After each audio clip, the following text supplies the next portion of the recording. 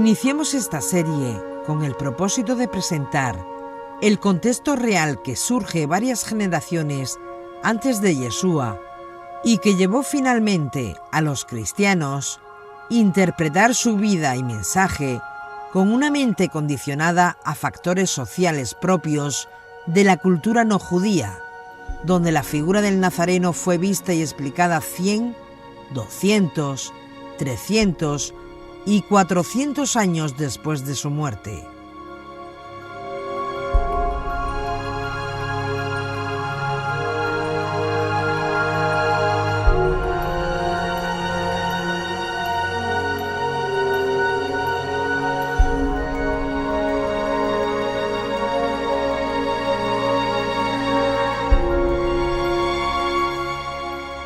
La historia detrás del Mesías. Capítulo 28. El tiempo de la llegada del Mesías. Profecías bíblicas.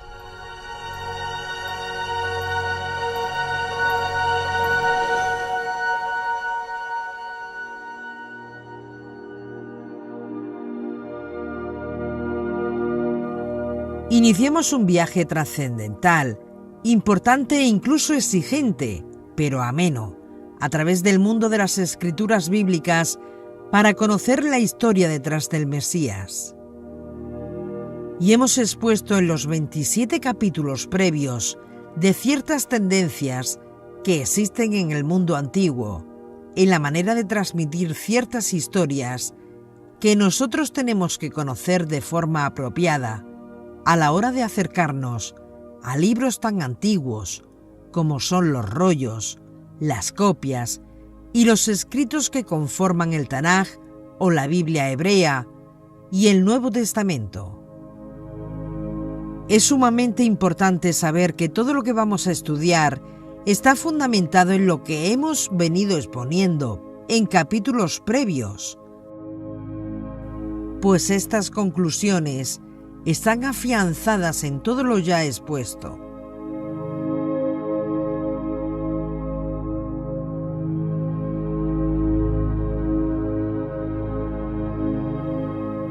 El tema del Mesías no es una idea extraña al judaísmo, es la esencia misma del judaísmo. Es uno de los asuntos más importantes del judaísmo. Un judaísmo sin Mesías no es realmente el judaísmo que legaron Moisés y los profetas. Muy claro estaba Maimónides, el sefardí, cuando afirmó que uno de los principios de fe del judaísmo es la creencia en el Mesías. Es más, dijo, quien niegue esto, niega toda la Torá, niega a todos los profetas.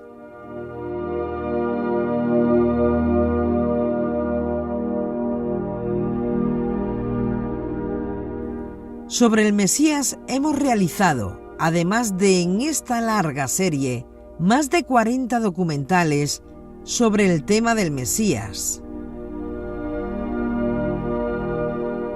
Con esta serie, la historia detrás del Mesías, que estamos finalizando, el tema del Mesías, además de todo lo expuesto a nivel de Yeshivá, el estudio sobre el Mesías puede llevar prácticamente todo un semestre de estudio.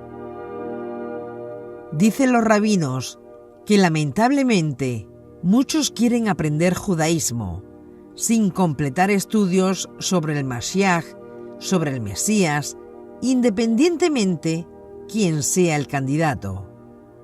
Es muy importante conocer a la perfección todo lo expuesto, porque cuando viene a alguien y presenta objeciones sobre Yeshua como Mesías, no tienen los fundamentos para defender su fe, y en cuestión de días pierden la poca que tenían y desde el punto de vista de los creyentes corren el riesgo de desligar sus almas de aquel que dio la suya para el perdón de los pecados.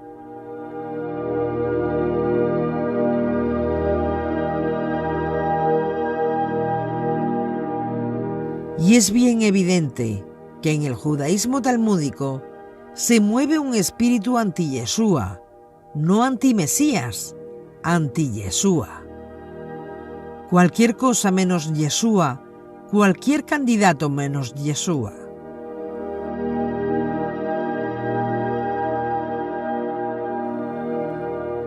Y lógicamente, todo el que se une a ese judaísmo talmúdico eventualmente es impactado e influenciado por ese espíritu. Muchos que creyeron en Yeshua como el Mesías, en la búsqueda de aceptación del judaísmo talmúdico del hermano mayor, y que finalmente han abrazado el judaísmo talmúdico, observan lo que ha ocurrido con su antigua fe. En el mejor de los casos, se vuelven discípulos anónimos, escondidos. En el peor, desligan sus almas de Yeshua.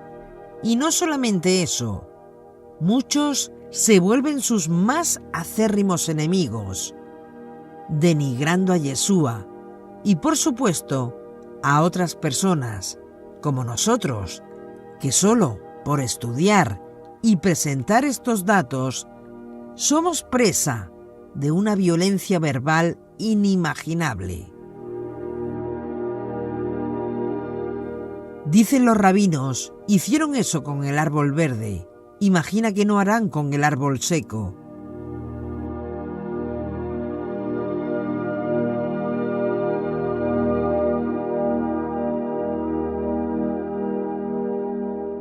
Procuran arrastrar ahora consigo al resto, porque le ponen como tarea para demostrar que de verdad no está en Yeshua, que ahora tienen que hablar contra él y tienen que buscar a los que estaban allá perdidos con él antes y traerlos para su yeshivá sin Yeshua.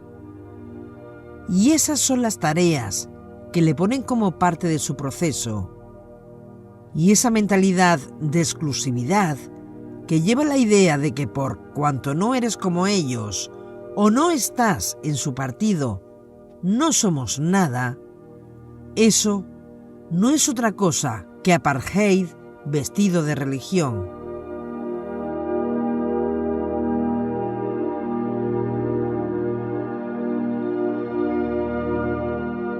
Esa mentalidad de que por cuanto no piensas como yo, me ensucias, me estorbas, no vales, no es otra cosa que terrorismo vestido de religión.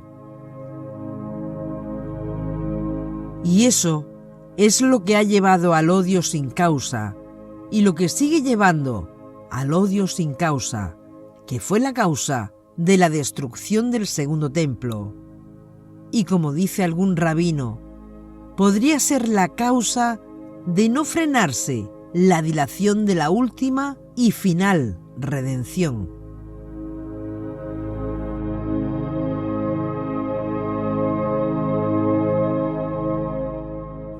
En estos estudios, nosotros estamos presentando una imagen de Yeshua como Mesías, es decir, ya exaltado, siguiendo la interpretación del rabino Pablo de Tarso para buscar el eslabón perdido en el judaísmo, como venimos exponiendo en esta serie. Nuestra labor no es de ir casa por casa, ni llamando a nadie, sino que de igual modo tenemos las mismas neuronas para pensar que tienen ellos y para estudiar todo lo que venimos exponiendo, primero con datos históricos, para formar la base del judío, Yeshua Minazrat.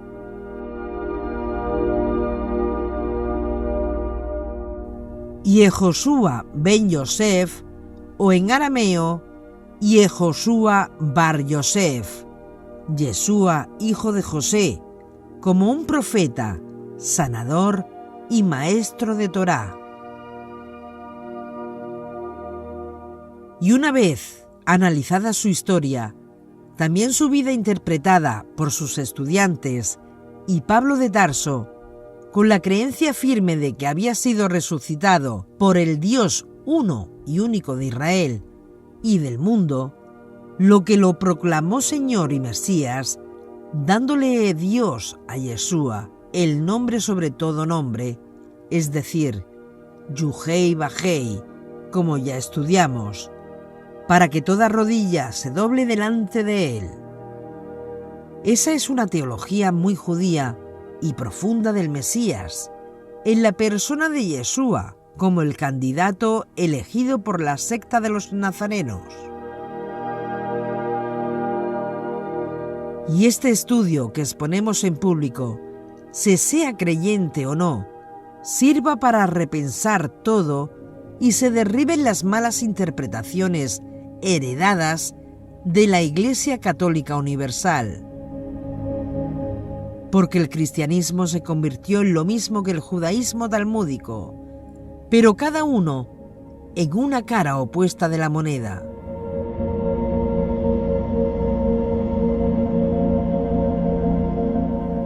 Y de igual modo que no vamos por las iglesias, ni por las sinagogas ortodoxas, ni por las casas, arrastrando fieles, sino que cada uno llega aquí en su propia libertad, se esté de acuerdo o no con lo que planteamos.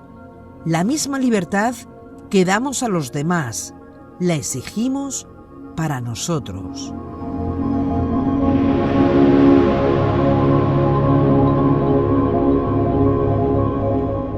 Todo lo que venimos exponiendo lo realizamos bajo estrictos métodos de análisis, de igual modo que ha hecho el judaísmo siempre. Así que cada cual que camine por donde desee y deje libres también a los demás.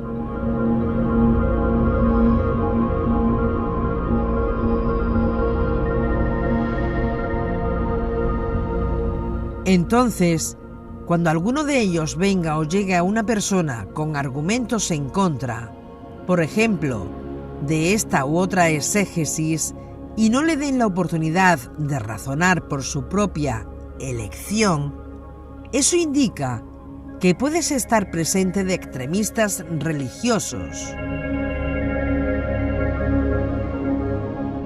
No puedes ser tan ingenuo de caer en el error que la ignorancia es buena. Porque lo que mata a los pueblos es la ignorancia. Por eso es preciso matar la ignorancia.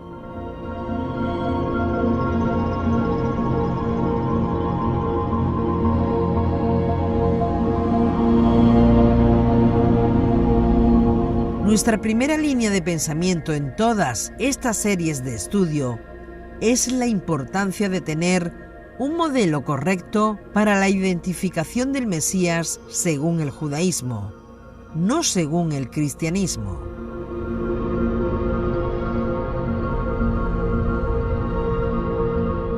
Y según el judaísmo de Moisés, en línea con la Torá y los profetas.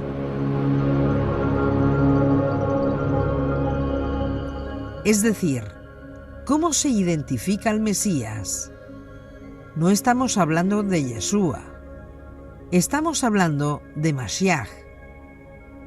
Estamos hablando de la forma de identificar al Mesías y después es que hay que ver si Yeshua califica o no para Mesías.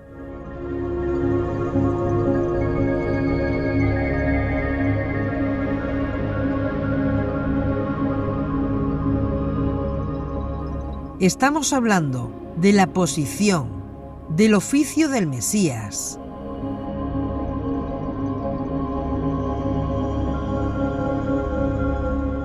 ¿Cómo se describe en la Torá la persona de Mesías? ¿Cómo podemos ir reconocer al Mesías cuando aparezca?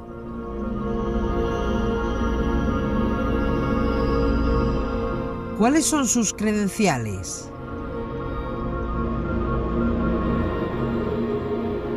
Es decir, conocer el tiempo de la llegada del Mesías basado en las profecías bíblicas.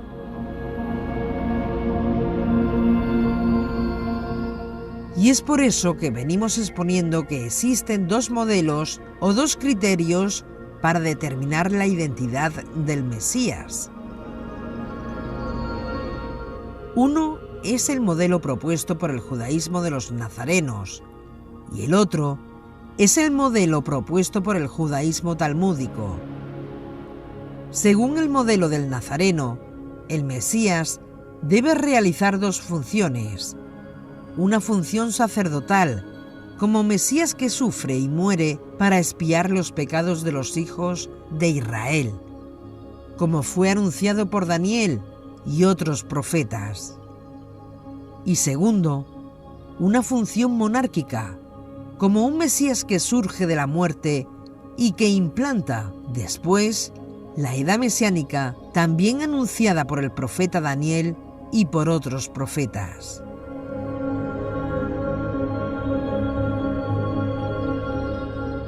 Ese es el modelo de los nazarenos que exponemos y sostenemos. El modelo que propone el judaísmo talmúdico es diferente. Afirma que el Mesías Ben David, el Mesías invicto, será el único Mesías que deberíamos esperar, proveniente de la casa de David, el cual va a restaurar la casa de David, va a restaurar el reino de Israel, va a restaurar la monarquía davídica y va a traer al mundo la era mesiánica con todos sus bienes que ya conocemos.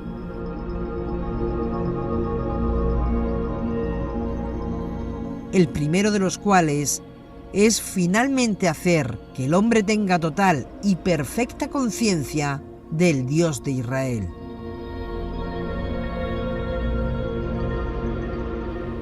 ¿Cómo sabremos que el Mesías ha venido según el modelo del judaísmo talmúdico? ¿Cómo lo sabemos?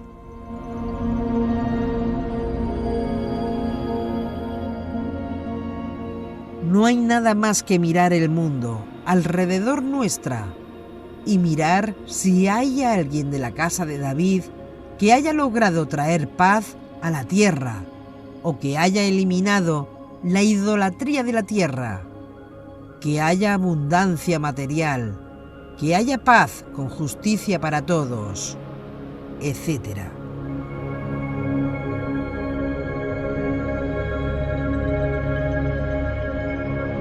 Lógicamente, si nada de esto hemos visto y si lo vemos tendríamos que recordar otros aspectos antes de considerarlo el Mesías, entonces el Mesías no ha llegado todavía, según este modelo talmúdico del judaísmo rabínico ortodoxo.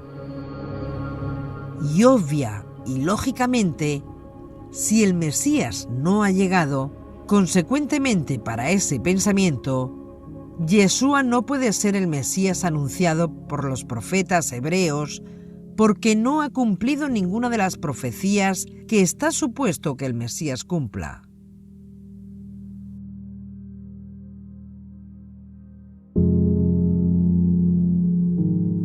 Pues si se usa este modelo talmúdico para identificar al Mesías, el Mesías no ha llegado todavía y deberíamos seguir esperándolo.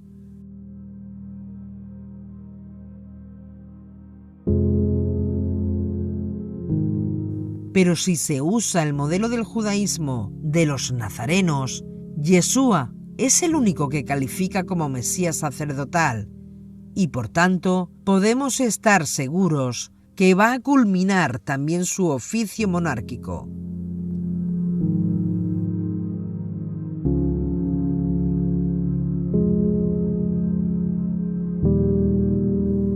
Ahora bien, la creencia en Yeshua como Mesías sacerdotal, que sufre y muere para expiar los pecados de muerte, como ese Goel anunciado por el profeta Isaías a favor de los judíos que se arrepientan de esos pecados de tipo Feshaín, que no tienen perdón según la ley de Moisés y que debió aparecer en Israel antes de la destrucción del segundo templo, esta creencia en Yeshua como Mesías, esa función sacerdotal, no viene del aire, no es algo que nos inventamos, sino que tiene fundamentos y tenemos en qué apoyarnos como lo acreditan profetas de Israel.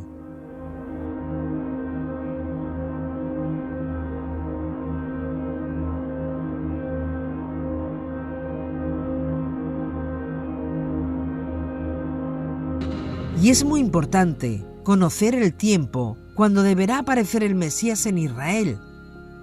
No el día ni la hora, porque nadie sabe, pero sí el tiempo en sentido general.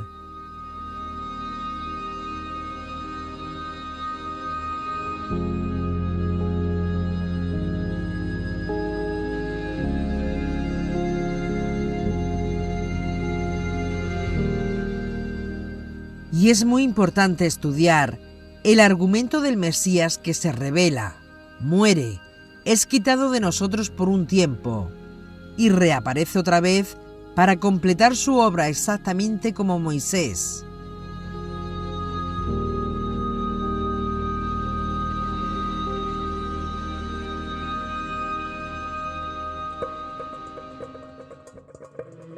El judaísmo afirma que Dios encomendó a Moisés a hacer ciertas cosas.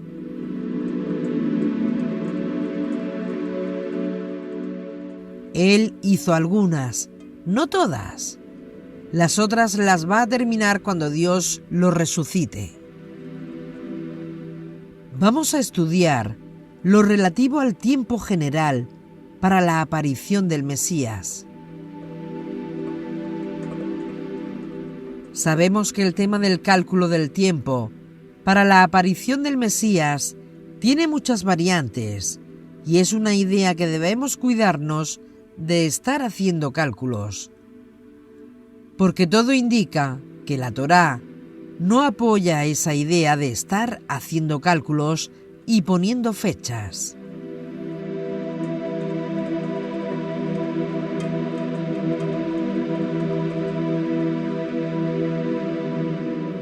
Por ejemplo, según una antigua tradición, cuando Jacob estaba a punto de morir, reunió a sus hijos para descubrirles la fecha de la redención final. Y tan pronto dijo eso, el espíritu profético lo abandonó y no pudo revelarlo.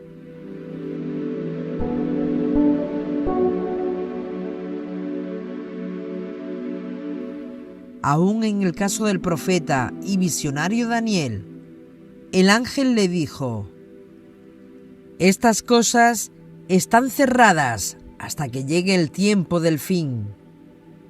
Es decir, eso es un asunto que está cerrado hasta que llegue el tiempo del fin. Ese es un lado de la moneda, pero la moneda tiene otro lado. Muchos profetas y sabios se preocuparon por los cálculos.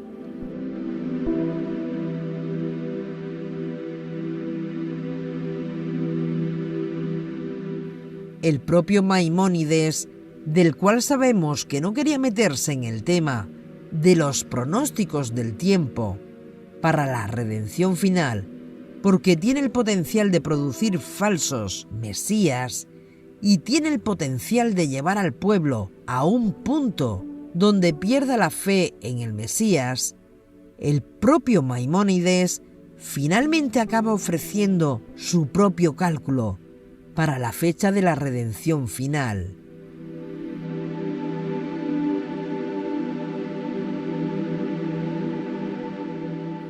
Está claro entonces que tener una idea para saber sobre el tiempo de redención de la revelación del Mesías, si se maneja bien, sin dramatismos, sin dogmatismos, se convierte en conocimiento y para un creyente una tremenda fuerza de redención, una fuerza que empuja y motiva a hacer un esfuerzo consciente y proactivo para facilitar que la redención final pueda ser concluida.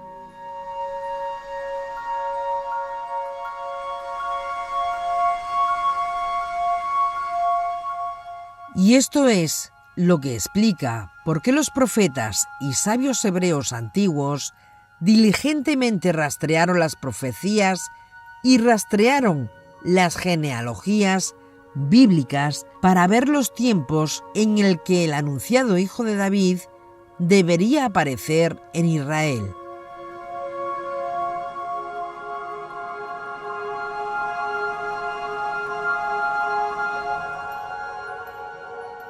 Especialmente después del drama del exilio babilónico, los sabios se volvieron mucho más diligentes en la búsqueda de las pistas proféticas para el tiempo de la llegada del Mesías.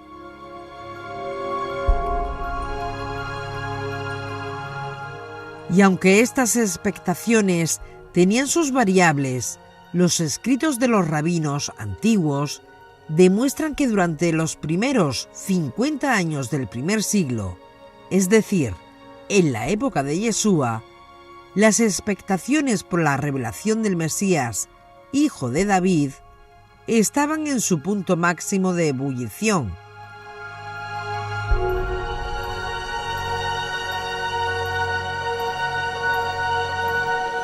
Por cuanto para ese tiempo se estaba llegando al final del cuarto milenio y el comienzo del quinto milenio. Los judíos de Qumrán, por ejemplo, la secta de los esenios, estaban convencidos, firmemente convencidos, que en su época tendría lugar la revelación de Mashiach. Y según antiguos pronósticos, los rabinos llegaron a la conclusión, desde los días de la destrucción del segundo templo, en el año 70, ese día de la destrucción del templo de Jerusalén, constituye la fecha límite para la revelación del Mesías en Israel.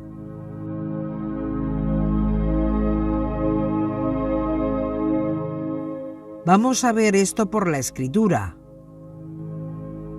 Hagai o Ageo, capítulo 2, versos 6 al 9. En esta sección de la Escritura se profetiza de un misterioso personaje llamado el deseado de las naciones. Es decir, es una clara alusión al Mesías. Este deseado de las naciones visitaría Israel para el tiempo del segundo templo, y eso está confirmado en el Midrash de Barín Rabá, donde claramente se afirma que el deseado de las naciones es el Mesías. Lógicamente, si el templo fue destruido y el Mesías, el deseado de las naciones, debió aparecer mientras el segundo templo estuviese en pie, la pregunta que debemos hacernos es: ¿quién fue el deseado de las naciones que visitó el templo de Jerusalén antes de su destrucción?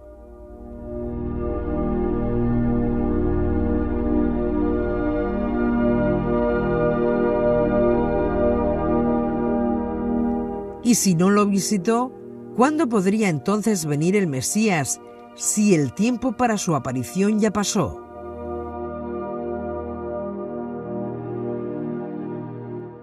Esto nos llama mucho la atención, porque aquí está la ironía del misterio de Mashiach, del misterio del Mesías, Jok.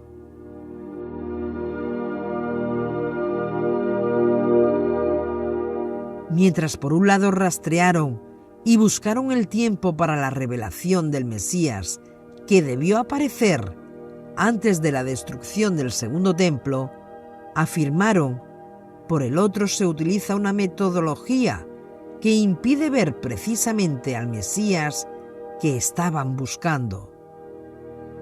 Así que en su búsqueda concluyeron bien que el Mesías debía aparecer en Israel en algún momento previo a la destrucción del segundo templo, pero como no vieron a ningún descendiente de David teniendo éxito en sentarse en el trono de David y establecer la edad mesiánica, la desesperanza hizo presa de sus almas.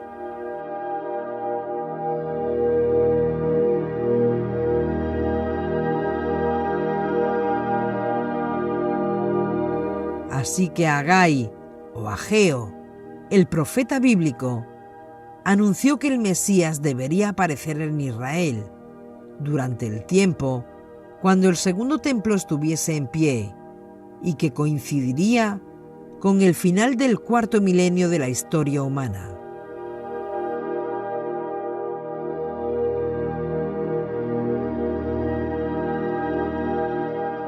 Y esto se hace evidente, por ejemplo, en el Midrash Rabbah, sobre Bereshit 98.3, donde está escrito: el mundo está destinado para 6.000 años, 2.000 años vacíos sin Torá, 2.000 años con Torá y 2.000 años de tiempos mesiánicos.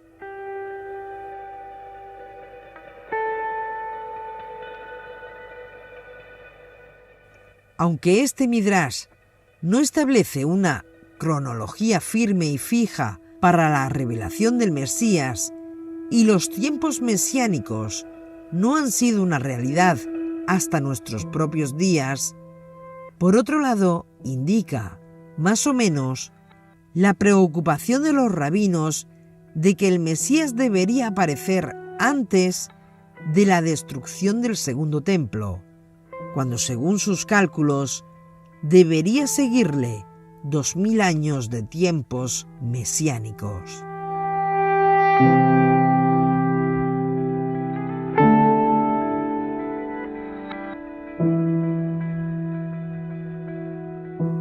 ¿Sobre qué está basada esta predicción del Midrash? Está basado primero sobre Ageo capítulo 2, según de Devarim Rabbah, y segundo, está basado sobre las profecías de las 70 semanas de Daniel. Por ejemplo, en el Targum Megilá 3a está escrito: y la voz del cielo salió y exclamó: ¿quién es aquel que ha revelado mis secretos a la humanidad? Él siguió indagando la revelación del Targum, del significado interno de la geografía, de los escritos, pero una voz del cielo salió y dijo: ¡basta! ¿Y cuál fue la razón? Porque la fecha del Mashiach está escondida en él.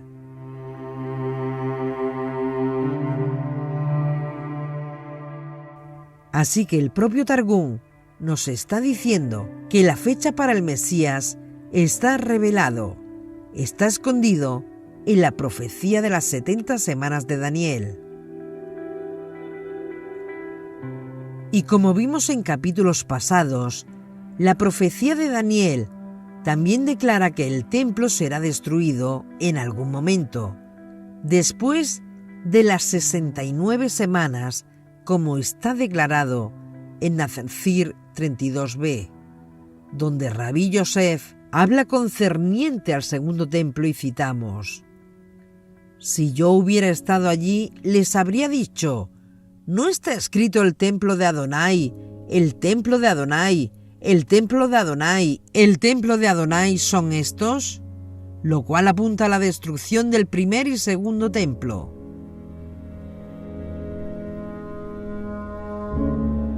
Quedando de acuerdo que ellos conocían que sería destruido el templo, pero ¿conocían ellos cuándo debía esto ocurrir?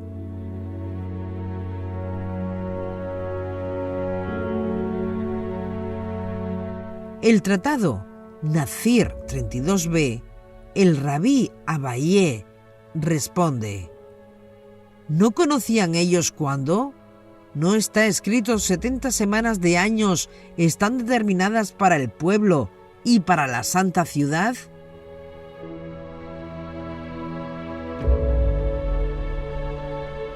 Observen que en todas estas fuentes judías se está hablando que el Mesías, la fecha, el tiempo para venir, está en la profecía de 70 semanas de Daniel. El tiempo para la profecía del Mesías está relacionado cuando el segundo templo estaba en pie. En algún momento determinado, el deseado de las naciones debió aparecer ahí. Eso también está escrito en una colección de Midrashim conocida como Yalkut, donde se afirma que esta profecía de Daniel era la que revelaba el cronometraje, si podemos decirlo así, de la venida del Mesías y la destrucción del templo.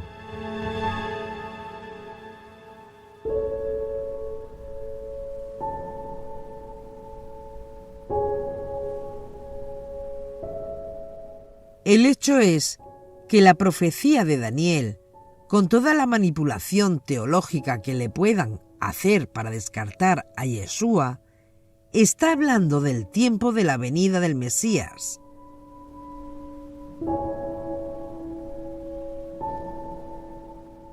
Muchos afirman que los escritos de Daniel no son muy confiables, porque Daniel no fue considerado un profeta como tal, sino que Daniel fue solo un visionario, y por lo tanto sus escritos no están en la sección de los profetas hebreos, sino en los escritos. Están en la sección de los Ketubim, no de los Nebeín.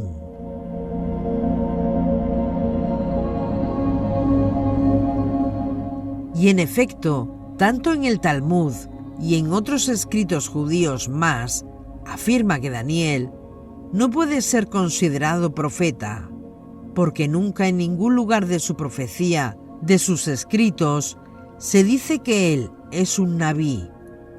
En ningún lugar se dice que él es un nabí, y por lo tanto, no puede ser considerado un profeta.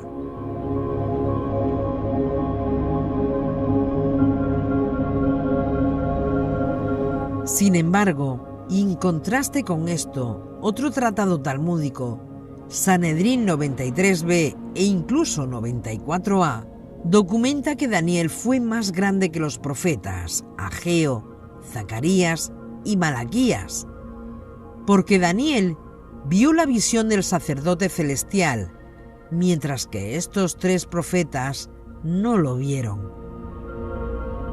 No obstante, la mayoría de los rabinos rechazaron a Daniel como profeta porque no es mencionado como profeta, sino solo como visionario, es decir, que no tiene la autoridad de un profeta.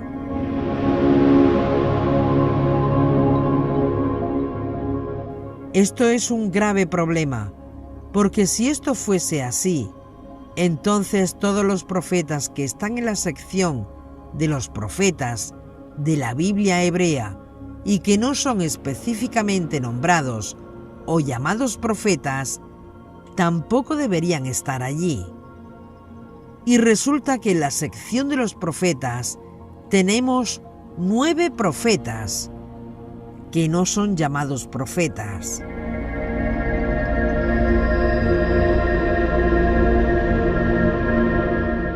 Por ejemplo, Oseas nunca fue llamado profeta, pero está en la sección de los profetas.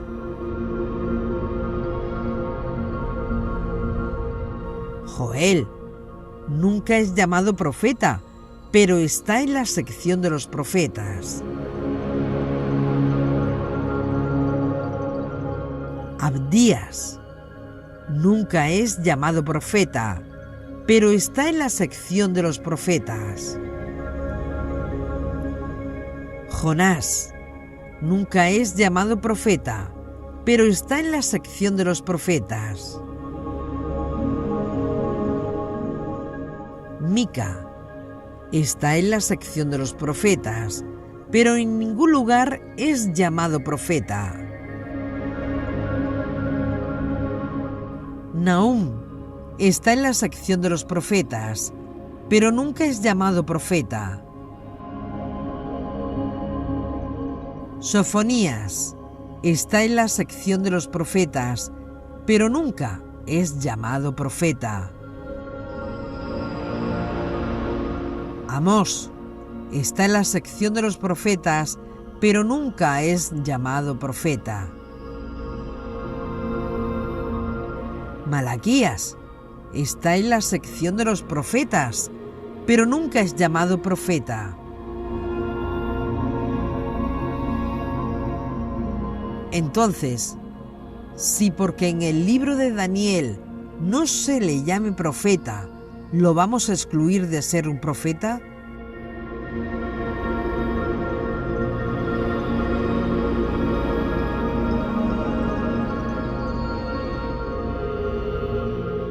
¿Qué vamos a hacer con todos estos 9 libros?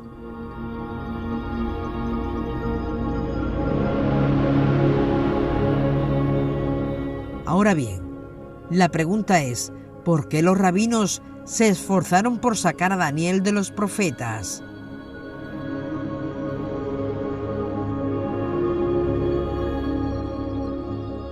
¿Por qué Yohanan ben Zakkai, cuando nombró el comité de rabinos en el año 90 en Yavné para estudiar esto, por qué se les dio instrucciones específicas de no poner a Daniel en la sección de los profetas, sino en los Ketubín, en los escritos?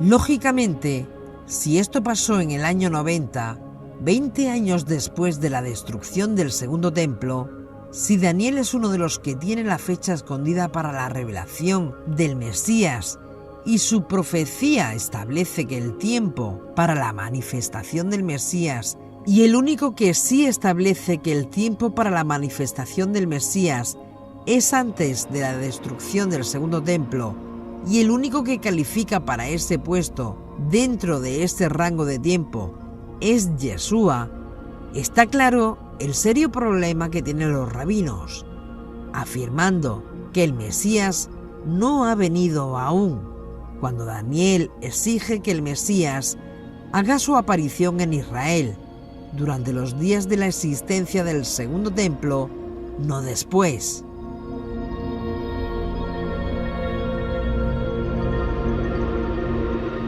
La solución para esquivar el tema del Mesías es doble. Primero, mover a Daniel de los profetas para disminuir su autoridad y para evadir lo que es insoslayable.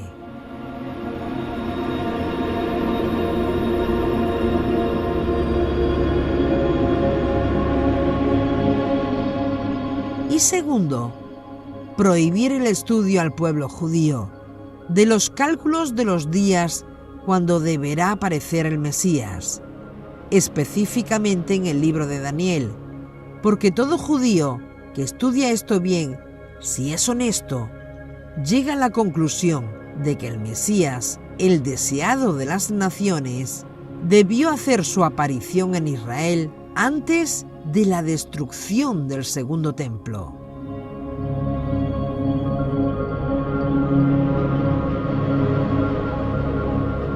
Incluso el gran Maimónides, mientras que por un lado reconoce que en Daniel está el secreto para el tiempo de la venida del Mesías, por otro lado prohíbe hacer cálculos en la profecía de Daniel.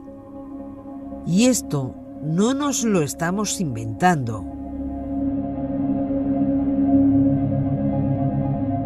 Vamos a citar la fuente, su carta, la carta de Maimónides a los judíos en Teimán, y citamos de esa carta lo siguiente. Daniel ha elucidado para nosotros el conocimiento del fin de los tiempos. Sin embargo, siendo que son secretos, los sabios han prohibido el cálculo de los días para la venida del Mashiach, de modo que el populacho no educado no se ha extraviado al ver que los tiempos del fin han venido, pero no hay señal de Mashiach. ¿Por qué no hay señal del Mesías? Porque están usando ¿qué modelo? ¿Qué modelo están y estás usando?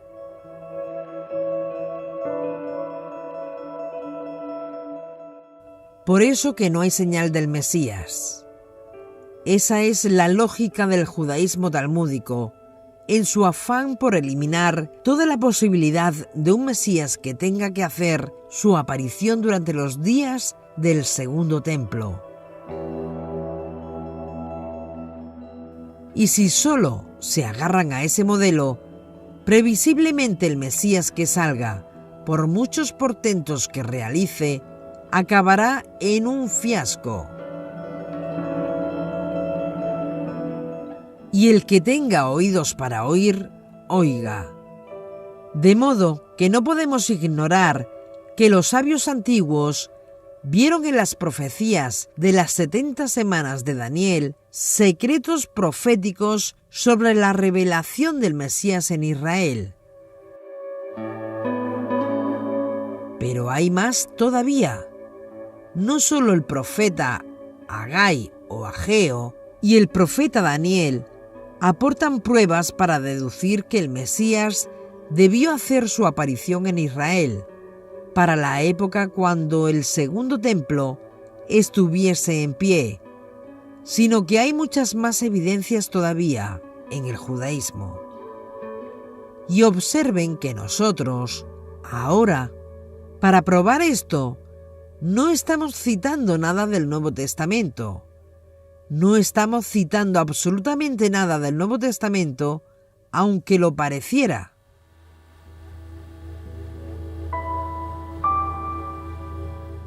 Por ejemplo, en Bereshit capítulo 49, verso 10, está escrito: «No será quitado del cetro de Judá, ni el dador de la Torá de entre sus pies, hasta que venga Silo, y a él será la obediencia de todos los pueblos».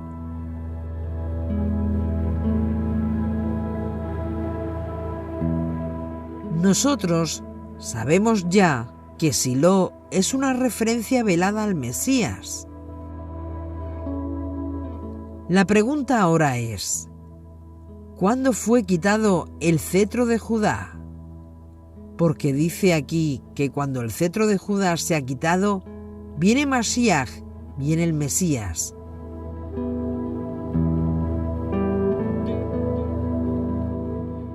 Eso es lo que dice el texto.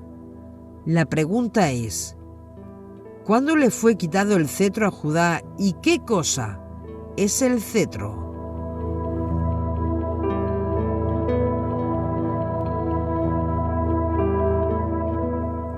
Hay dos teorías.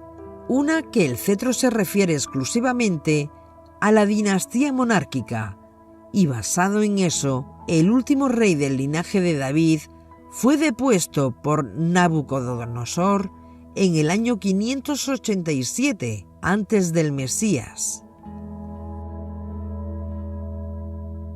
La segunda teoría afirma que el cetro no es solamente una referencia a la monarquía, sino a la autoridad de los jueces de la tribu de Judá y a los escribas judíos que tengan la legislación en sus manos. Vamos a explicar esto.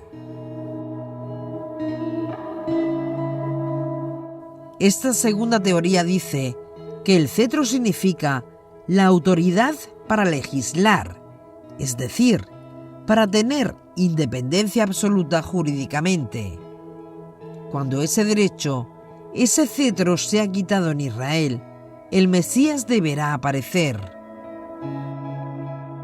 El Targum Onkelos parece defender esta segunda posición, porque es indicativo mirar cómo interpreta Génesis 49:10, y citamos: «La transmisión del dominio no cesará de la casa de Judá, ni los escribas de entre sus hijos por siempre, hasta que venga Mashiach».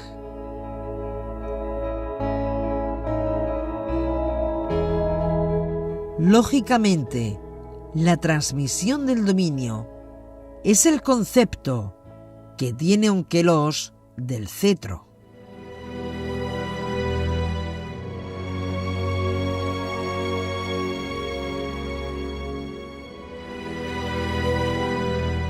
En otras palabras, que cuando cese la transmisión del dominio de la casa de Judá y cuando cese la autoridad de los escribas, entonces aparecerá el Mesías. Y eso es lo que está diciendo el Targum Onkelos. Es necesario ver entonces cómo Onkelos interpreta que el cetro está relacionado no con la monarquía, como dice la primera teoría, que el cetro está relacionado con el dominio de los judíos y de los escribas judíos, no solamente de los reyes. Si tenemos en cuenta esta segunda posibilidad, entonces el Mesías tiene que venir en el tiempo cuando el cetro les sea quitado a Judá y a los escribas judíos. ¿Qué es esto? ¿Qué es la remoción del cetro y cuándo va a tener lugar?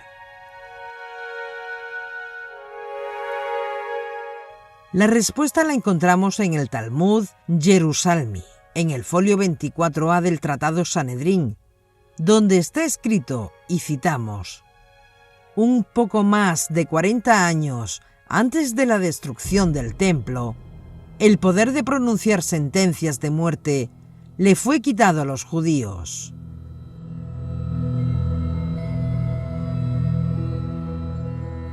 ¿Pueden verlo?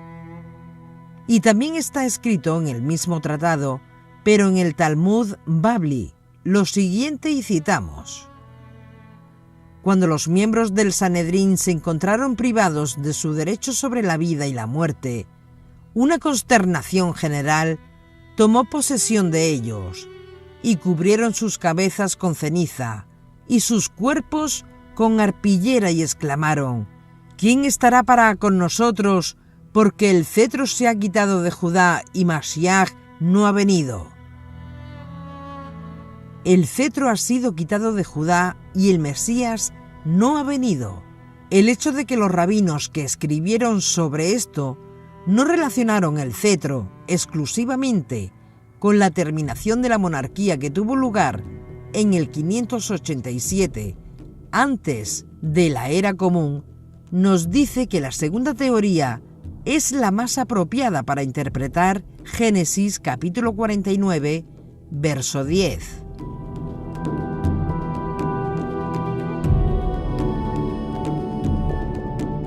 En otras palabras, cetro significa también, y de hecho significó, la remoción de la autoridad de los judíos para legislar independientemente, incluyendo la imposición de la pena capital, asunto que se ganó en la época de los macabeos, pero se perdió luego cuando entraron los romanos. Flavio Josefo, en su libro Antigüedades, capítulo 17, verso 3, nos dice lo siguiente, y citamos: por algo más de 40 años, previo a la destrucción del segundo templo, el poder de pronunciar la sentencia capital fue quitada de los judíos.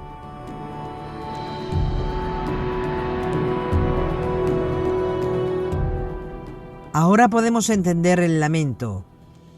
¿Quién estará para nosotros? Porque el cetro ha sido quitado y el Mesías no ha venido.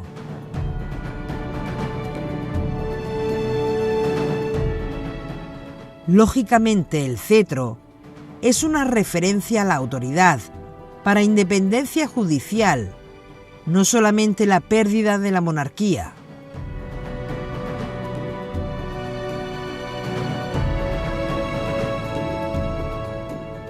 Ahora, esto nos da mucho sentido.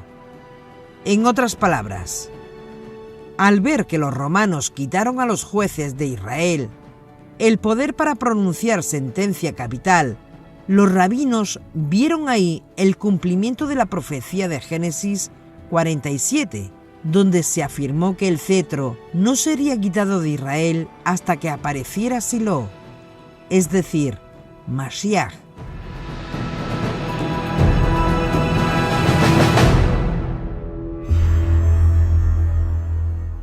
En otras palabras, el Mesías deberá aparecer en Israel para la época cuando los judíos viviendo en Israel y con el Estado judío en pie y con el templo en pie, se les quitara la autoridad para sentenciar de muerte.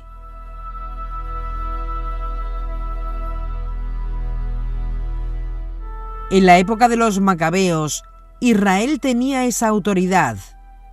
En la época cuando llegaron los romanos y se estableció la figura del gobernador, esa autoridad le fue quitada a los judíos.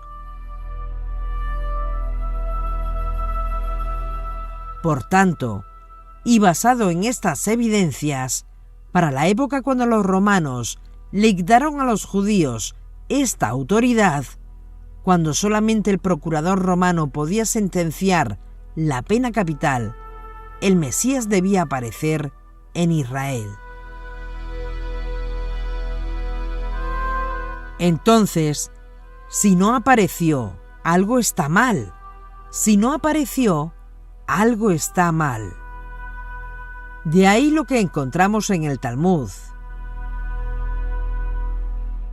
¿Quién estará para con nosotros porque el cetro ha sido quitado de Judá y Mashiach no ha venido?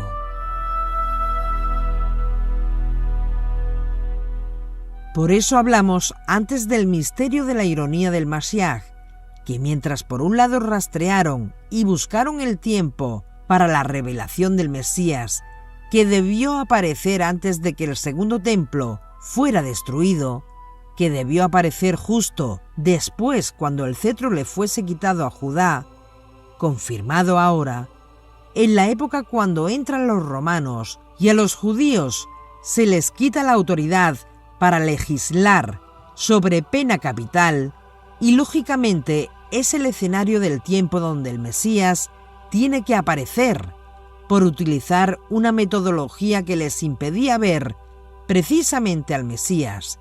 Se lo perdieron.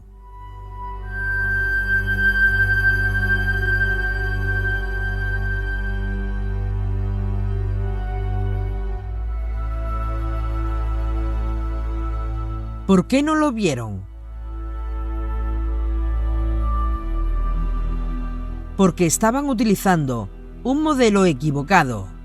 Estaban esperando un Mesías exclusivamente monárquico. Y como el templo fue destruido y no apareció ese Mesías monárquico, y como el cetro fue quitado a Judá y no apareció ese Mesías monárquico, ¡ay de nosotros! El cetro ha sido quitado de Judá y el Mesías no ha venido.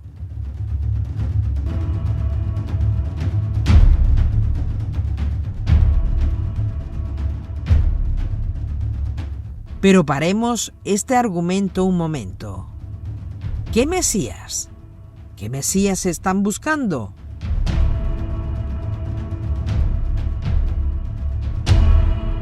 Están buscando Mashiach ben David, y nosotros estamos buscando Mashiach ben Yosef.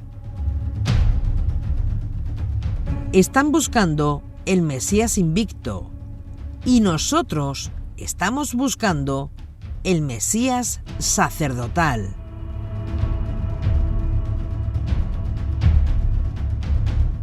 Entonces, si miramos bien, aquí está el problema.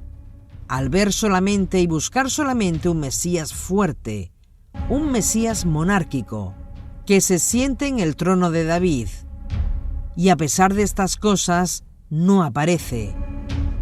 Lógicamente, hay que lamentarse porque algo no está funcionando bien.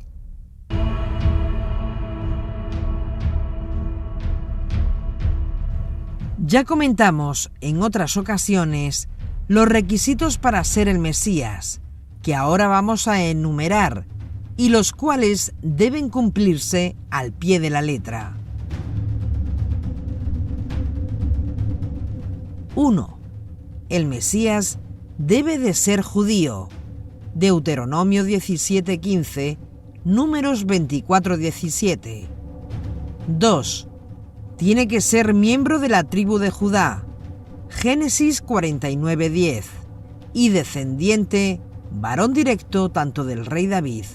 Primera de Crónicas 17:11, Salmo 89 29-38, Jeremías 33, 17, Segunda de Samuel 7, 12, 16, como del rey Salomón. Primera de Crónicas 22, 10, Segunda de Crónicas 7, 18. 3. Tiene que reunir al pueblo judío del exilio y devolverlos a Israel. Isaías 27, 12, 13. Isaías 11, 12. 4. Tiene que reconstruir el templo judío en Jerusalén. Miqueas 4:1. 5. Tiene que traer la paz mundial. Isaías 2:4. Isaías 11:6. Miqueas 4:3. 6. Tiene que convencer al mundo entero para que reconozcan y sirvan a Yuhei Bajei. Isaías 11:9.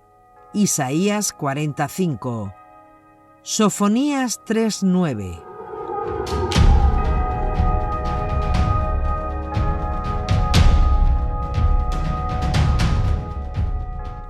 A lo largo de los siglos aparecieron numerosos candidatos a Mesías, y desde los días del profeta Daniel hasta Simón Bar Kokhba, una innumerable cantidad de Mesías hizo su aparición en Judea, reivindicando uno u otro aspecto de los contenidos esenciales del mesianismo. Una lista detallada de aquellos Mesías ilustra hasta qué punto la obsesión mesiánica era algo extraordinariamente popular en esos días.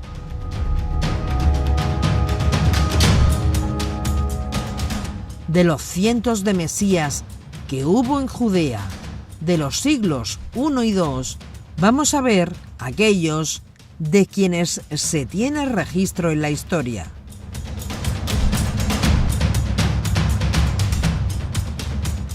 Judas el Galileo, revolucionario, celote, años 4 o 6 de la era común, bajo el reinado de Arquelao, hijo de Herodes el Grande. Atronges, Mesías y soldado, se sublevó contra el poder de Roma y contra los antiguos jerarcas del reino de Judá. Esta etapa de su vida se habría desarrollado paralelamente a la revuelta de los celotes encabezada por Judas el Galileo.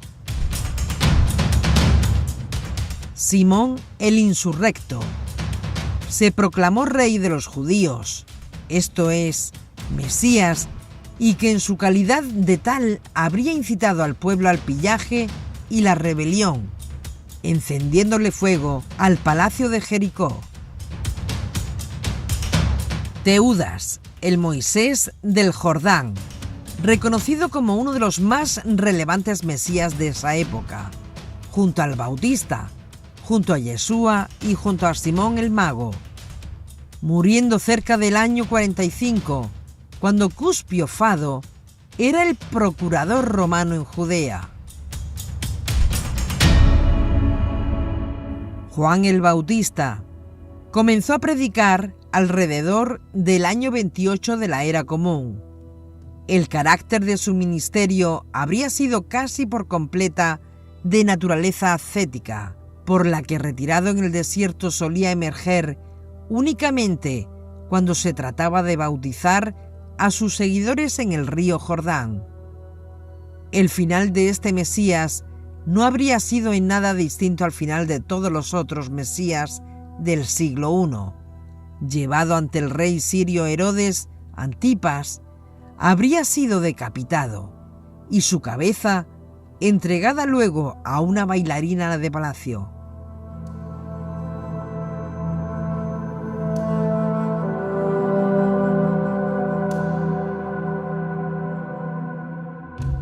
Yeshua mi Nazaret o Jesús de Nazaret, el crucificado, conocido mundialmente por todos.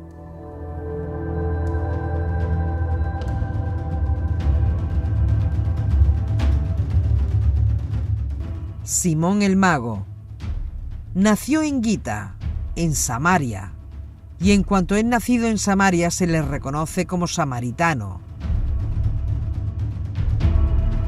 Dositeo, el Cristo del Enigma, es un Mesías samaritano del siglo I de la Era Común, contemporáneo de Simón el Mago. Se ignora por completo su fecha de nacimiento. Se le reconoce actualmente como el fundador de una secta herética relevante en el primer siglo, la conocida comunidad de los dositeanos. Menandro, discípulo de Simón el Mago. Menandro responde al tipo de Mesías místico, no guerreros, que realizan prodigios de carácter milagroso y mágico. Como su maestro, Simón el Mago, Menandro es un Mesías gnóstico que dice dirigir un secreto combate por la liberación de las almas de los ángeles malos que las tienen cautivas. Los cristianos le han vilipendiado, asegurando que no era más que un charlatán que aseguraba a sus fieles que no morirían jamás.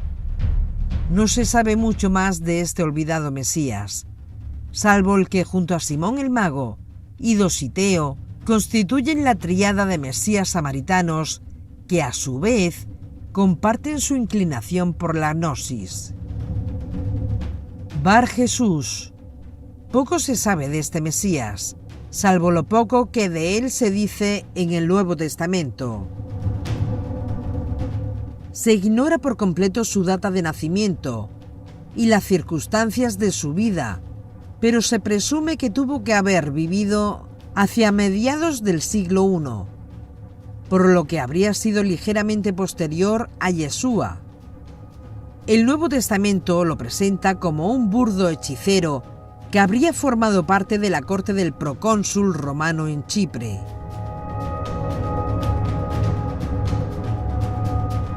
Menahem ben Judas, guerrero judío, fue un profeta judío, hijo del famoso Mesías judío del siglo I, llamado Judas el Galileo, que se habría autoconcebido también como el Mesías prometido al pueblo judío. Simón bar Giora, supresor de la esclavitud, que solo se puede establecer con seguridad que su marco de acción fue la guerra de los judíos contra Roma, llevada a cabo entre los años 66 y 70 de la Era Común. Simón bar Kokhba, la estrella, es, desde el punto de vista judío, la figura de los primeros siglos que más se acercó al semblante de lo que para ellos debía ser un Mesías. Frente a su figura, los judíos consideran que los otros Mesías no son más que falsos profetas. Marcos el Mago, seductor ocultista, autoproclamado Mesías hacia el año 180 de la Era Común. De él se dice que obra numerosos prodigios y milagros y realiza los típicos encantamientos que también podemos encontrar en todos los otros Mesías. También se sabe que este Mesías tenía como predilección parodiar la Eucaristía cristiana, por lo que se piensa que tiene que haber tenido alguna influencia temprana del cristianismo.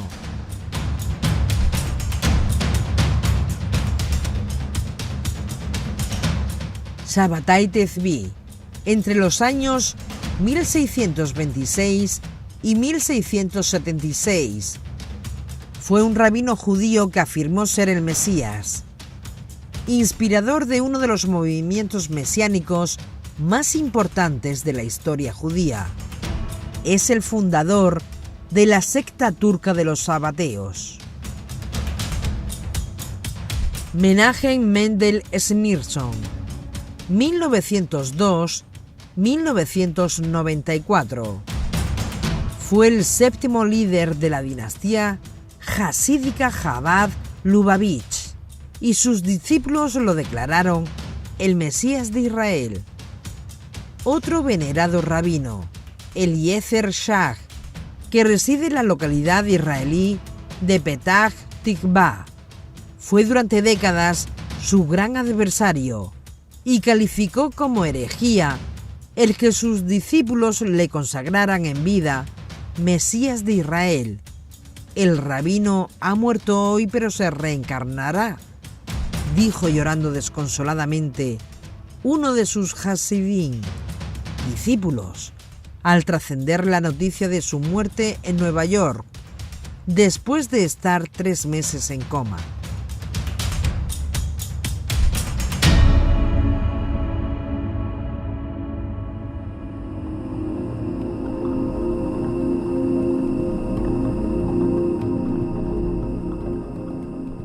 ¿Qué tenemos entonces? Que el modelo de los nazarenos encaja perfectamente con todas estas profecías y con todas estas predicciones sobre el tiempo para la aparición del Mesías, mientras que si utilizamos el modelo talmúdico con todo el enorme peso de la evidencia, seguimos o siguen sin ver al Mesías. ¿Por qué? Por fijarse solo en el rol monárquico del Mesías. Y esto es todo el embrollo de esto, y al mismo tiempo, esto es fascinante.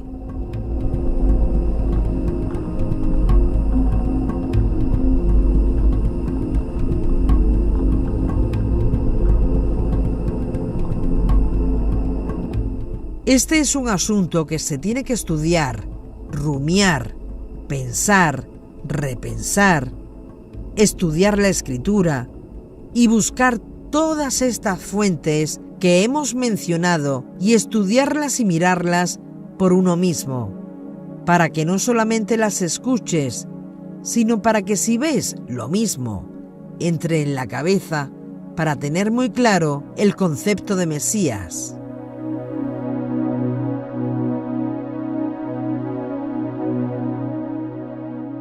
Vamos a dar un dato más que indica que la aparición del Mesías ya tuvo que suceder para la época cuando el segundo templo estaba en pie, y que de no aparecer el Mesías para la época cuando el segundo templo estaba en pie, ya no se dan las condiciones históricas para que el Mesías aparezca.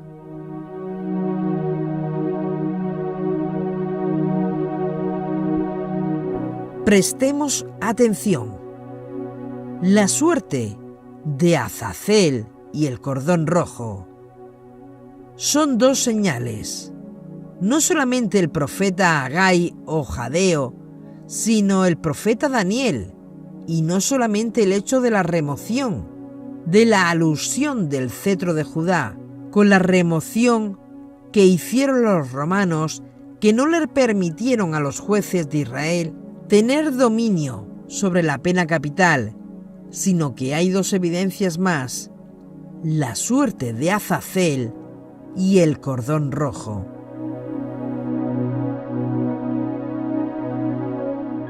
¿Qué es eso? En Rosh Hashanah, folio 31b, está documentado lo siguientes y citamos: Rabí Yohanan ben Zakkai vivió 120 años, que fue uno de los estudiantes de Hillel, el que fue atrapado en Jerusalén cuando Vespasiano rodeó la ciudad de Jerusalén y Tito rodeó la ciudad. Se hizo el muerto y salió en un ataúd, y después logró un acuerdo con Vespasiano y un salvaconducto para resguardarse en Yabné, etc. Rabí Yohanan ben Zakkai vivió 120 años, 40 años se dedicó a los negocios, 40 años a estudiar y 40 a enseñar. Y a nosotros se nos dijo, desde 40 años antes de la destrucción del templo, la cinta escarlata al paño rojo no se convirtió en blanco y permaneció rojo. Y la Mishnah establece: después de la destrucción del templo, Rabí Yohanan ben Zakkai dictaminó una halajá, etc.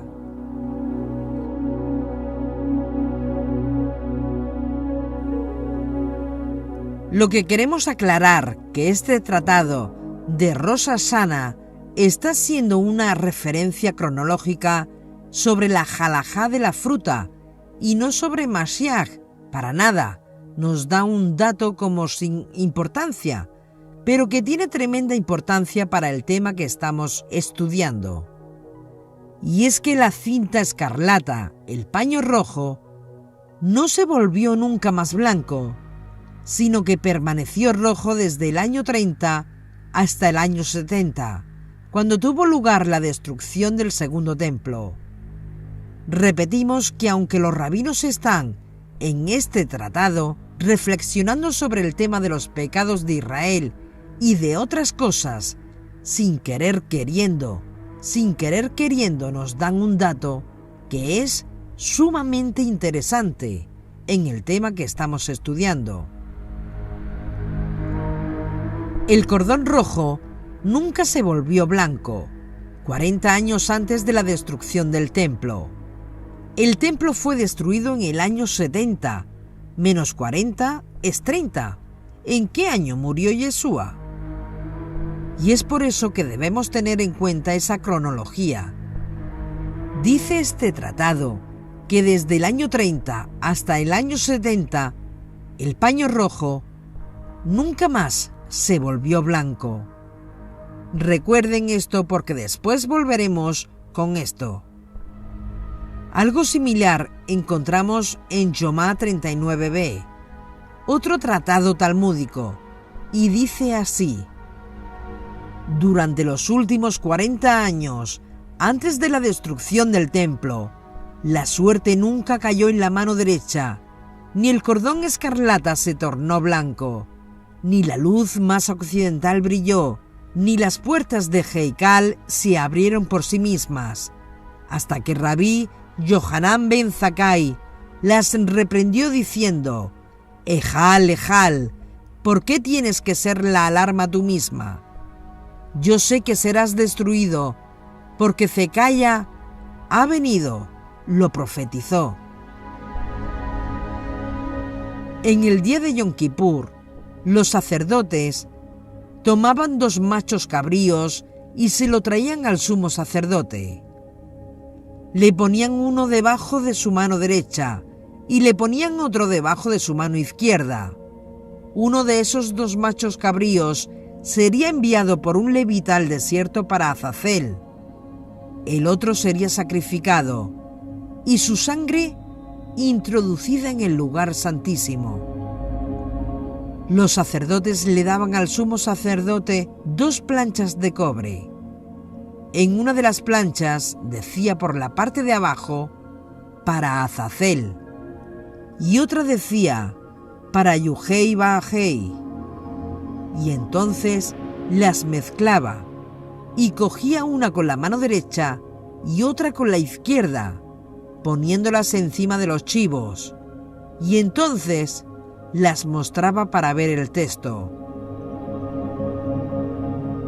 Si la que decía para Dios quedaba del lado derecho, eso significaba y era una buena señal porque Dios estaba contento.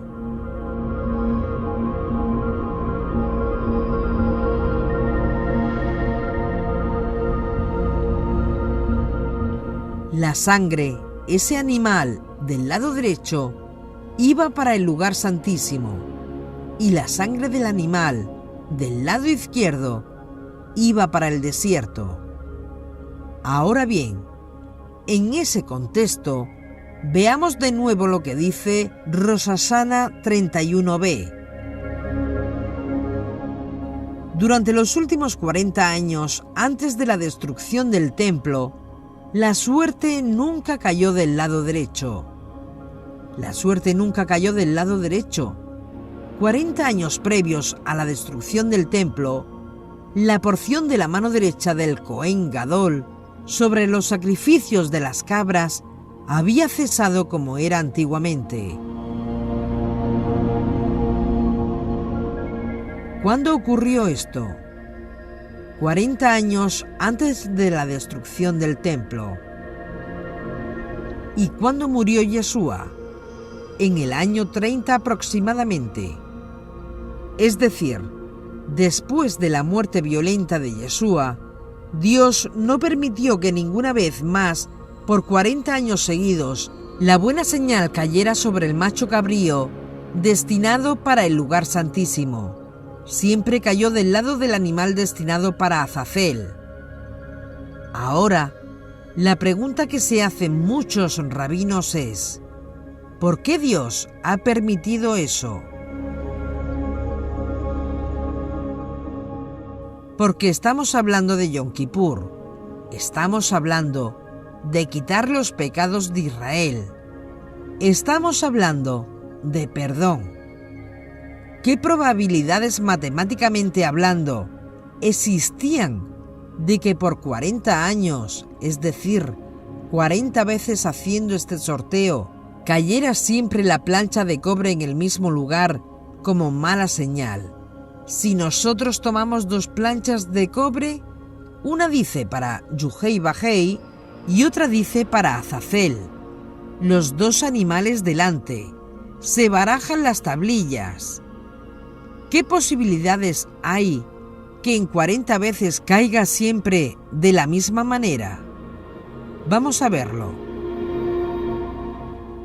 La probabilidad es 0,00625, es decir, casi imposible, absolutamente imposible, es decir, no es casualidad.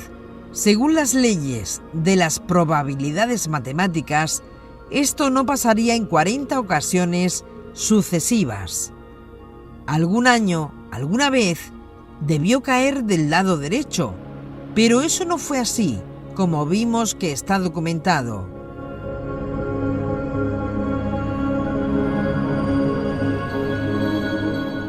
Y es por eso que los rabinos vieron ahí una señal. Dios está enviando un mensaje a los hijos de Israel, que no estaba contento con ellos, porque el macho cabrío para Dios nunca cayó del lado derecho, siempre el lado izquierdo. ¿Y por qué razón Dios no estaba contento con ellos?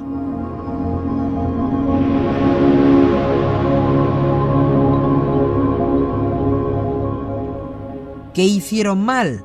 ¿Dónde se equivocaron? Durante los últimos 40 años, y no es solamente esto, sino que dice algo más. Dice: durante los últimos 40 años, antes de la destrucción del templo, la suerte nunca cayó en la mano derecha, ni el cordón rojo se volvió blanco. Para los que no sepan, vamos a explicar esto también. Para Yom Kippur, los sacerdotes colocaban un paño rojo en la puerta de la entrada al lugar santo. Y recuerden que nadie podía entrar al lugar santo, mucho menos al Santísimo. Es decir, la gente estaba afuera, en el atrio. Entonces, arriba, donde todo el mundo lo pudiera ver, se colocaba un paño rojo. Cuando terminaba el sumo sacerdote todos sus oficios de Yom Kippur y salía para bendecir al pueblo, sucedió un milagro. El paño rojo se volvía blanco, exactamente como había anunciado el profeta Isaías. Si vuestros pecados fuesen rojos como el carmesí, vendrán a ser como blanca lana. Esto ocurrió también en la época de Yeshua. Pero a partir del año cuando Yeshua murió, ni una sola vez más por 40 años ocurrió. Ni una sola vez más.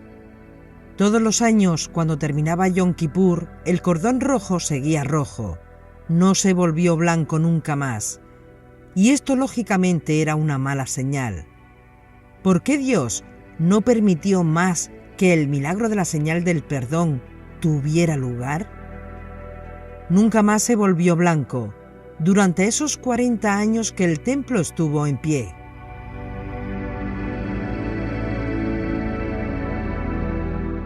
¿Por qué pasó eso?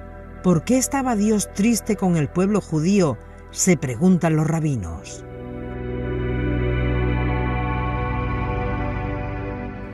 Así que Dios envió 2 señales más para Israel, por un periodo de 40 años, para que observaran lo que estaba pasando antes de la inevitable catástrofe de la destrucción del templo y de la ciudad de Jerusalén.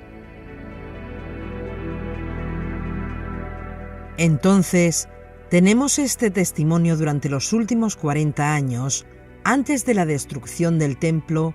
La suerte nunca cayó de la mano derecha, ni el cordón escarlata se volvió nunca más blanco.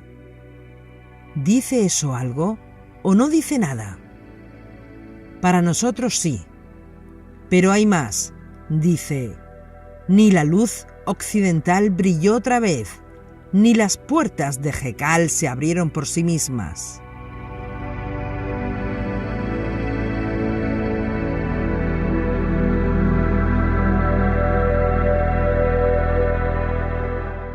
Y eso es otro milagro que pasaba.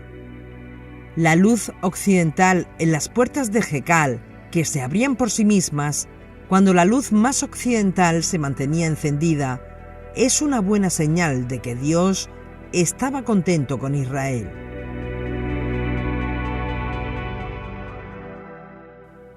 Cuando las puertas de Jecal se abrían por sí mismas, era una señal que Dios estaba contento con Israel. Pero por 40 años seguidos, previo a la destrucción del segundo templo, ambas señales cesaron. Lógicamente Dios no estaba contento con el liderazgo del templo. ¿Por qué no estaba contento? ¿Qué hicieron los líderes del templo que causó la desaparición de estas 2 señales? No al pueblo de Israel, sino el liderazgo del templo. ¿Qué tenemos hasta aquí entonces? Que el Mesías debía llegar para la época cuando el cetro le fuese quitado a Yehudá antes de la destrucción del segundo templo. Que el Mesías debía llegar para la época establecida en la profecía de Daniel, previo a la destrucción del segundo templo. Que el Mesías debía llegar bajo la figura del deseado de las naciones, durante el tiempo cuando estuviese en pie el segundo templo. Lógicamente, si el templo fue destruido y el Mesías, el deseado de las naciones, debió aparecer mientras el segundo templo estaba en pie, y no fue así, ¿qué esperanza tenemos ahora de que venga un Mesías? Ninguna. ¿Por qué? Porque las condiciones históricas ya pasaron. Pero si nosotros seguimos el modelo del judaísmo de los nazarenos, que el deseado de las naciones debió aparecer durante la época del segundo templo, ¿quién fue el deseado de las naciones que visitó el templo de Jerusalén antes de su destrucción?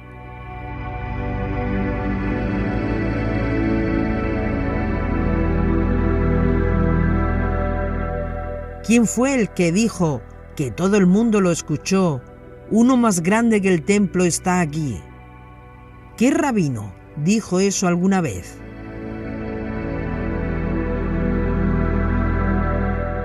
¿Qué justo en Israel dijo alguna vez, uno más grande que el templo está aquí?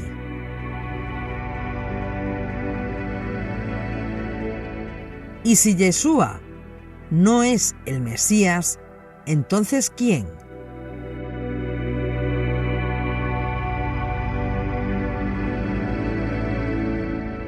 Hemos demostrado, usando fuentes judías y exclusivamente judías, que hay un consenso en el judaísmo acerca del tiempo para la aparición del Mesías. Ese consenso establece que el Mesías debió aparecer en algún momento previo a la destrucción del segundo templo.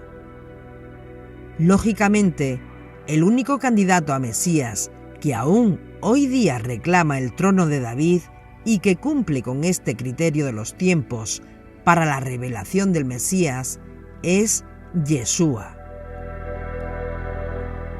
Independientemente de si tú le crees o no le crees, independientemente de si tú aceptas estas evidencias o no las aceptas, tendrás que llegar a la conclusión de que nuestra posición no es sacada del aire, sino que tiene fundamento, tiene pilares demostrables y confiables por la Torá y los profetas.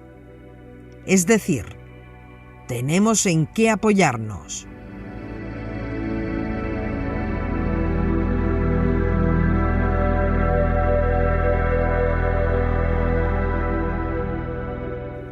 Ahora viene la segunda idea que debe ser establecida y defendida, o sea, que el Mesías que aparece antes de la destrucción del segundo templo, que sufre y muere, es el mismo Mesías y no otro,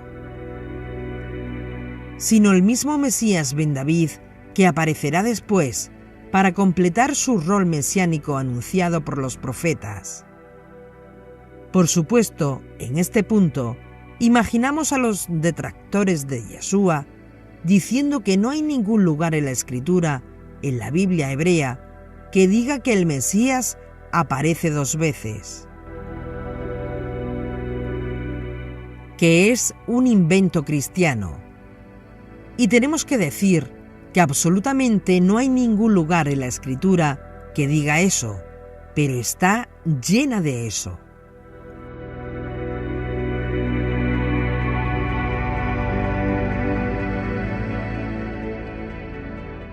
Que absolutamente no hay ningún lugar en la Escritura que diga eso, pero está llena de eso.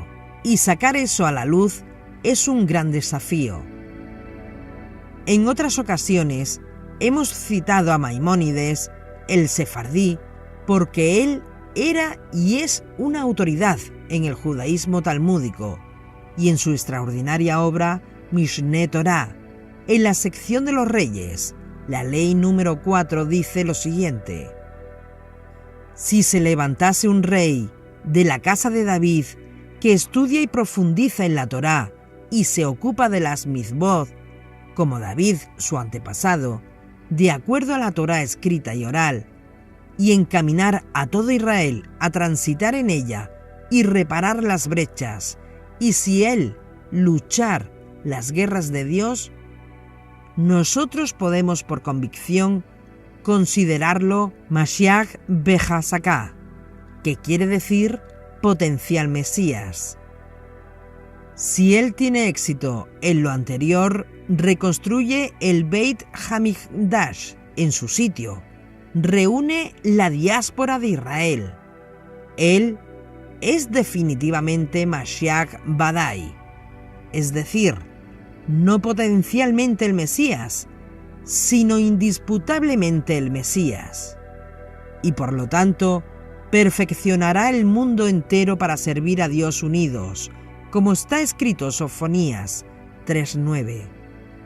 Yo transformaré a las naciones a un lenguaje claro para que invoca en todo el nombre de Dios y le sirvan como único propósito. Dice Maimónides: si él no tiene éxito en este grado, o si fuese matado, él no es ciertamente el Redentor prometido por la Torá y debe ser considerado como todos los otros reyes apropiados y legítimos de la dinastía de David que murieron. Hashem no lo estableció, sino para probar a muchos, como está escrito. Y cita Daniel 11.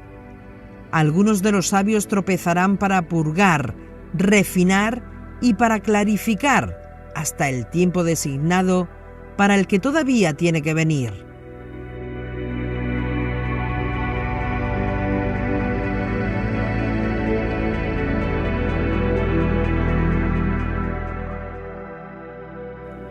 Básicamente afirma que cualquier aspirante a Mesías, si muere en el proceso, si es matado en el proceso, sin completar en su totalidad su rol mesiánico, el aspirante no puede ser considerado Mashiach ben David.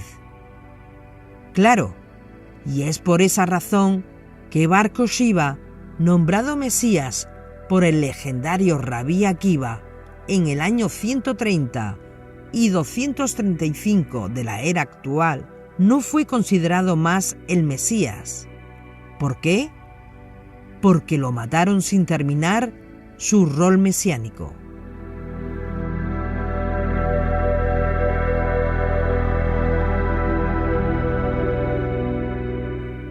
Y por esa razón es que todos los aspirantes a Mesías que vinieron después, incluyendo el último de todos, el Rebbe Schneerson, séptimo Rebbe de la dinastía Lubavitch, no son considerados como Mashiach ben David, porque la muerte los sorprendió sin establecer la edad mesiánica.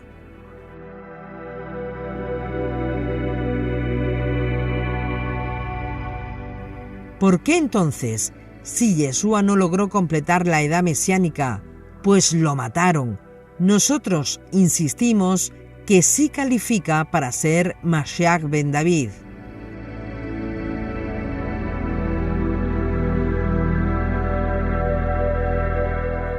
A juzgar por la teología de Maimónides, no deberíamos de dejar de considerar a Yeshua como Mesías anunciado por los profetas, porque murió sin completar la misión mesiánica que los profetas asignaron al Mesías. ¿No deberíamos considerarlo?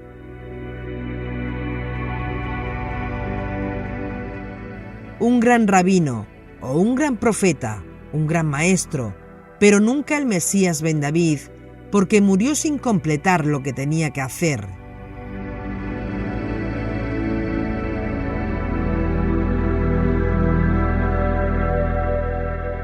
Porque si nosotros quitamos esto, nos quitaremos de encima 40.000 problemas y quebraderos de cabeza.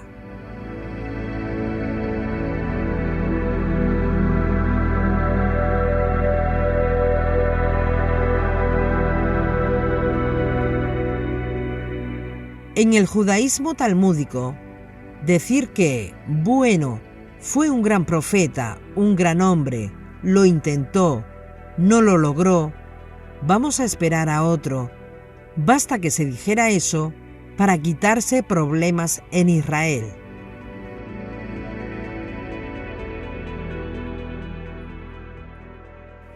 Entonces, ¿por qué si Maimónides dijo eso, nosotros seguimos insistiendo que Yeshua sigue calificando como Mashiach ben David si lo mataron y no terminó la edad mesiánica? Pero es que en el caso de Yeshua sucedió algo diferente al resto. ¿Y qué cosa es ese algo diferente?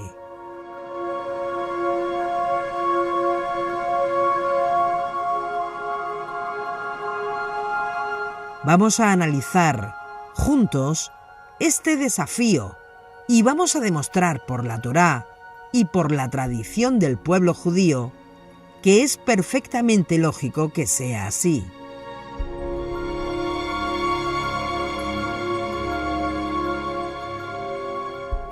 Que este mismo Yeshua, que fue tomado y escondido, reaparecerá de nuevo para completar su rol mesiánico inconcluso.